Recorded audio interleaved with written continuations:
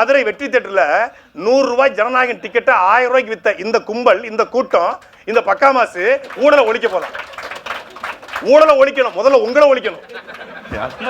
அந்த வழியை நாங்க செஞ்சுக்கிட்டு இருக்கோம். அவர் தாங்க சொன்னாரு.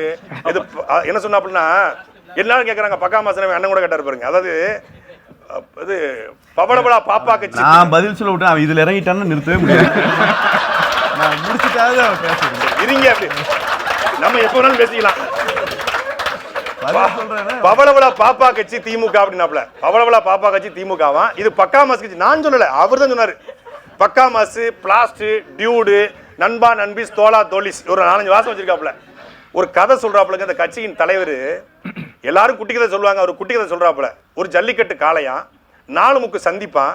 அதுல ஜல்லிக்கட்டு காளை சீறி கொண்டு புழுதியை பரப்பி கொண்டு நிக்கிறது. அப்ப எல்லாரும் திகைச்சு போய் நிக்கிறாங்க. அந்த மாடை வளர்த்தவங்கன்னா அதிமுக திமுக சொல்றாரு.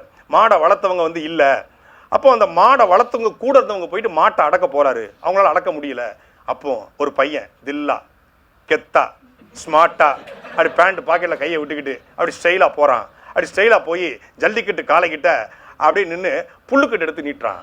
அப்படி மாடு வந்து செண்பகமே செண்பகமே.